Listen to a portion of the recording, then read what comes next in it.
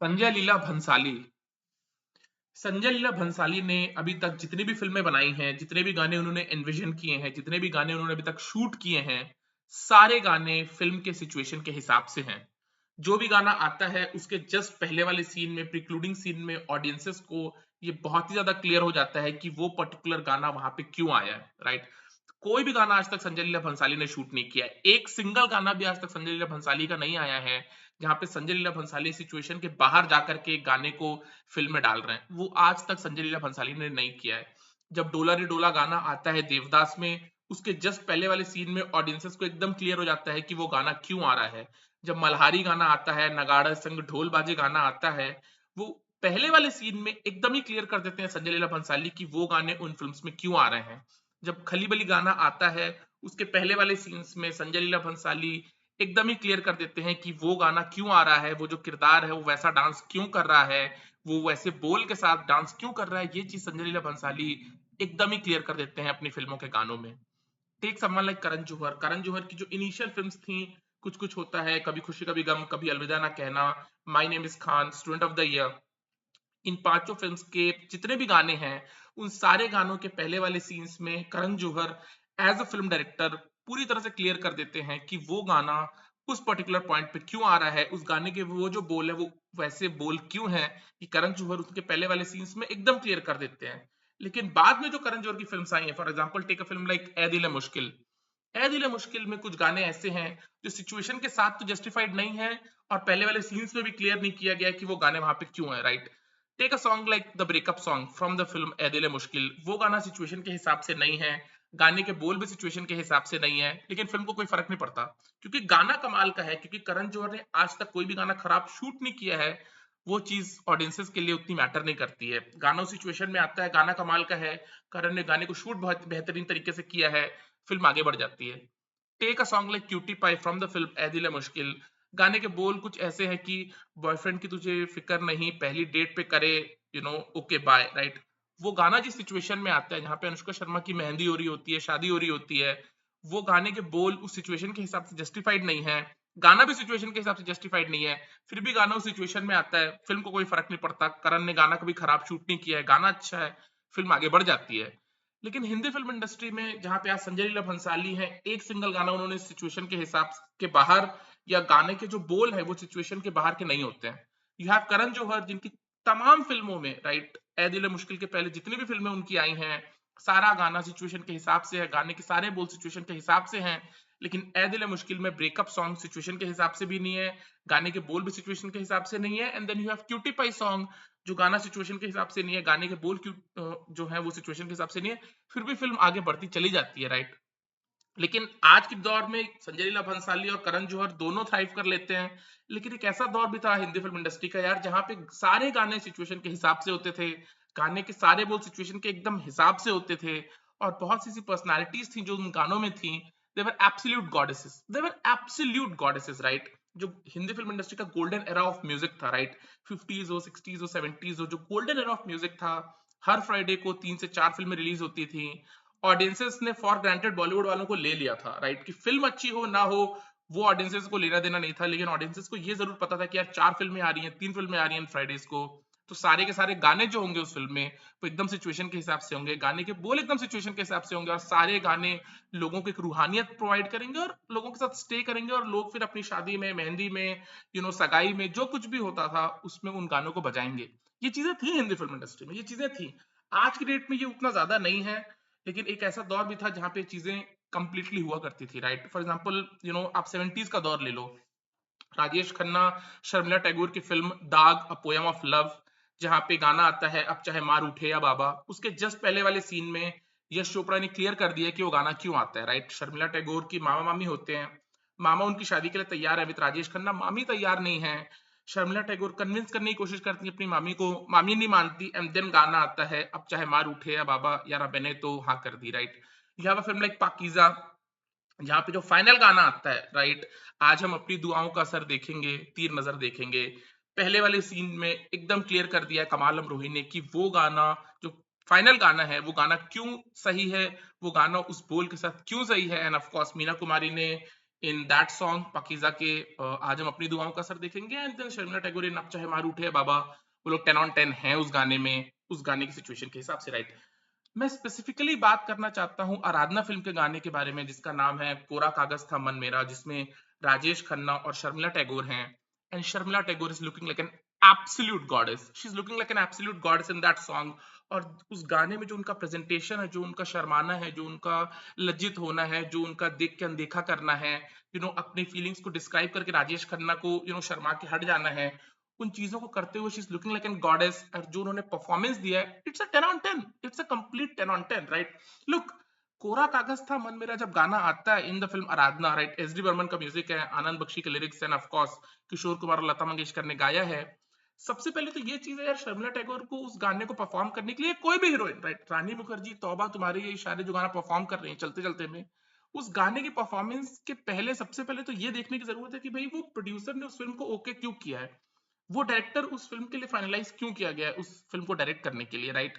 उस गाने में जो वो किरदार है, उस किरदार के ट्रेड्स क्या हैं, एंड देन वो गाना किस सिचुएशन में आता है। ये चार चीजें किसी भी हीरो और किसी भी हीरोइन को देखने की जरूरत पड़ती है हिंदी फिल्म इंडस्ट्री में, सिचुएशन के हिसाब से, बोल के हिसाब से जो गाने आते हैं उनको करने के लिए, राइट। तो शर्मिला टैगोर जब ये गाना कर रही है कोरा कागज था मन मेरा, अगर आपने आराधना फिल्म देखी है, आपको एकदम जस्टिफाइड है कि भाई वो गाना उस टाइम पे क्यों आ रहा है, उसके प्रिक्लूडिंग सीन में डायरेक्टर ने क्लियर कर दिया, राइट। लेकिन जो शर्मिला टैगोर है उस गाने को परफॉर्म करने के पहले उनको ये समझने की जरूरत पड़ेगी कि भाई वो डायरेक्टर उस फिल्म के लिए डायरेक्ट क्यों कर रहा है, वो प्रोड्यूसर उस फिल्म को ओके क्यों किया है, जो उनका किरदार है उस किरदार के ट्रेड्स क्या है, राइट, वो इंट्रोवर्ट है, एक्सट्रोवर्ट है, काम एंड कंपोज्ड है, या एकदम तुरंत रिएक्ट कर देने वाला किरदार है, क्या है, एंड देन सिचुएशन क्या है, एंड उसके हिसाब से शर्मिला टैगोर को उस गाने में एक्सप्रेशंस देने हैं, राइट। शर्मिला टैगोर का जो कैरेक्टर है इन आराधना,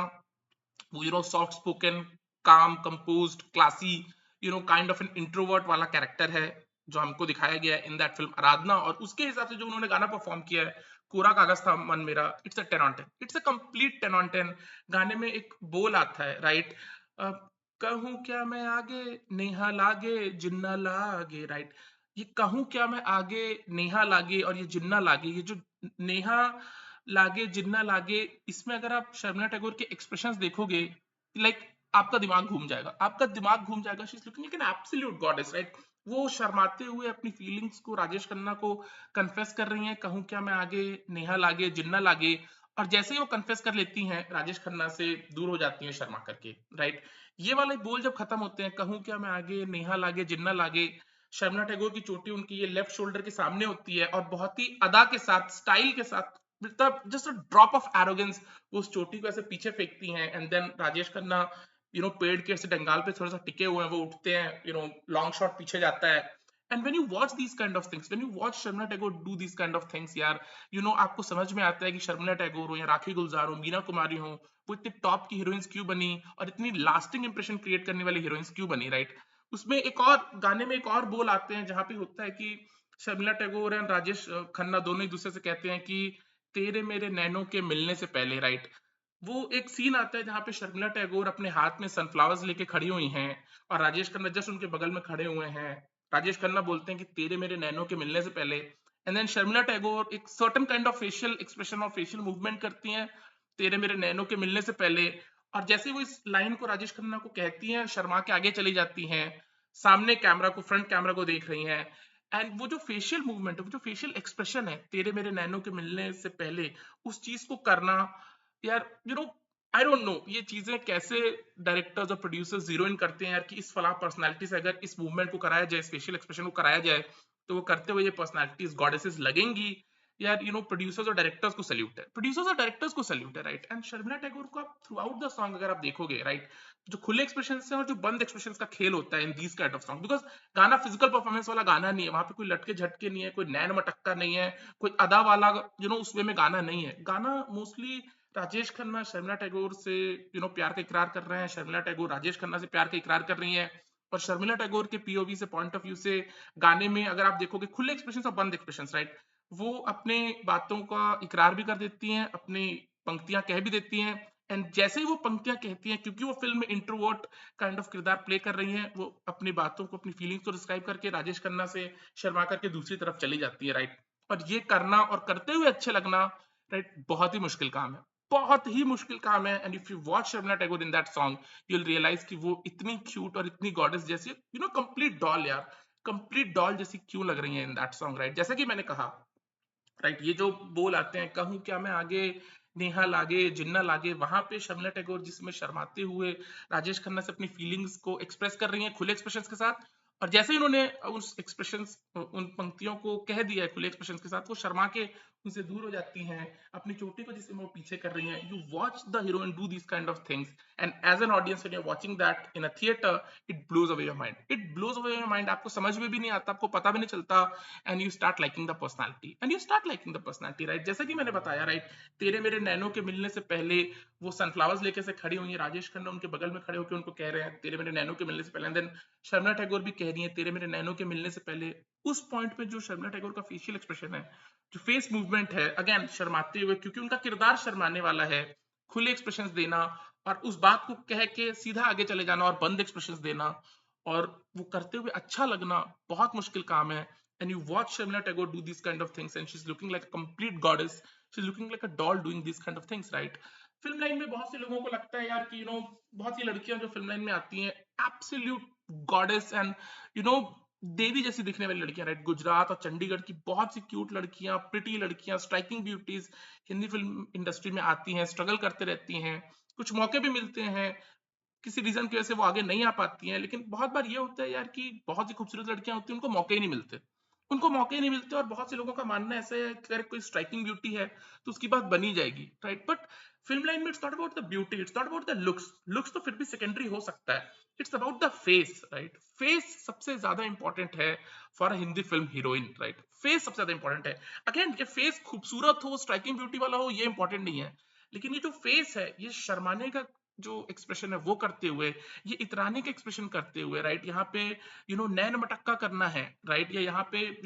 डांटना है हीरो को, राइट, यहाँ पे एक विक्टिम प्ले करना है या एक बगावती किरदार प्ले करना है, सारी चीजें करते हुए ऑडियंसेस को कन्विंसिंग लगना, बहुत कम ही ऐसे फेसेस हैं यार जिनमें वो क्वालिटी है, राइट? श्रीदेवी, अगर आप सदमा फिल्म में उनको देखोगे जहाँ पे उनका किरदार थोड़ा सा इंट्रोवर्ट काइंड ऑफ किरदार है, एंड लाडला फिल्म में देखोगे जहां वो एक घमंडी किरदार है, और दोनों ही किरदारों में ऑडियंसेस को वो 10 on 10 लगती हैं। वो ब्यूटी के वाइज नहीं, of course Sridevi was a striking beauty, I am saying it's that face यार, जहां पे उस फेस में अगर वो जो घमंडी किरदार प्ले कर रही है शीतल जेटली का इन लाडला, उसके साथ भी आप सिंपैथाइज कर जाते हो, और सदना में जो किरदार प्ले कर रही है जहाँ पे वो थोड़ी सी विक्टिम है, सहमी हुई है, डरी हुई है, वहां पे भी आप उस फेस के साथ सिंपैथाइज कर जाते हो। वो जो चेहरा है, वो बहुत बहुत ही कम चेहरे वैसे एग्जिस्ट करते हैं हिंदुस्तान में, किसी भी और फिल्म इंडस्ट्री में, राइट? बहुत कम ही वैसे चेहरे हैं, और शर्मिला टैगोर का वो चेहरा है जहाँ पे मार उठे या बाबा, जहाँ पे काइंड ऑफ वो बगावत कर जाती हैं, मामी उनकी नहीं मानती है, दाग अ पोएम ऑफ लव उस फिल्म में